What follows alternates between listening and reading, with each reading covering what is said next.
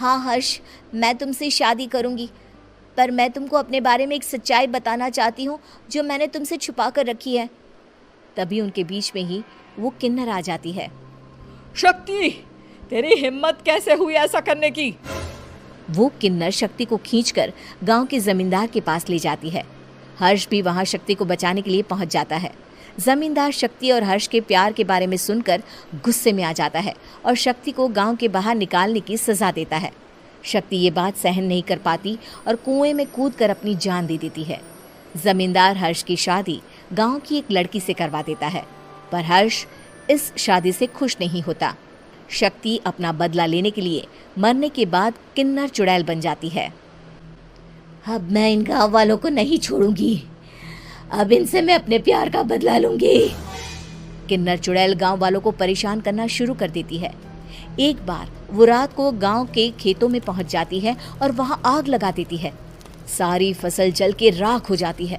जब एक आदमी रात को उठकर देखता है कि खेत में आग लग गई है तो वो वहां पहुंच जाता है।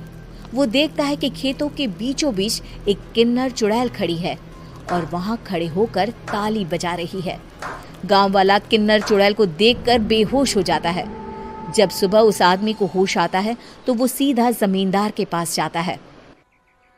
अरे जमींदार साहब, अरे वो किन्नर चुड़ैल ने मेरी सारी फसल जला दी। अब मैं क्या करूंगा, क्या होगा मेरा? जमींदार चुड़ैल किन्नर का नाम सुनते ही सब कुछ समझ जाता है। अब वो बहुत डर जाता है।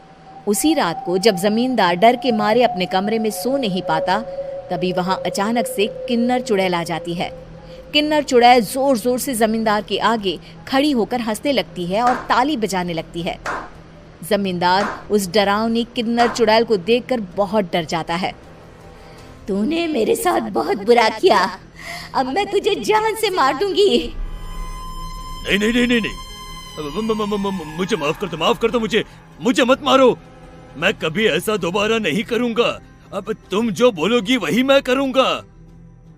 ठीक है, मैं चाहती हूँ कि किन्नर इलाका गांव के इलाके से जुड़े और गांव का कोई भी आदमी किन्नर समाज से द्वेष ना करे, उससे नफरत ना करे, नहीं तो मैं सारे गांव को मार दूंगी। और तुम गांव में एक नया कानून बनाओ कि अगर किसी ने भी किन्नर समाज को हानि पहुंचाने की कोशिश भी करी या इनसे भेदभाव करने की भी कोशिश करी तो उनको कड़ी से कड़ी सजा मिलेगी। हाँ हाँ हाँ हाँ, मैं ऐसा ही करूंगा। तुम जो बोलोगी वो मैं करूंगा, पर मुझे जाने दो प्लीज। तब वो किन्नर चुड़ैल वहां से चली जाती है। गांव का जमींदार किन्नर चुड़ैल का कहा मानते हुए दोनों इलाकों को एक कर देता है और नया कानून भी लागू कर देता है।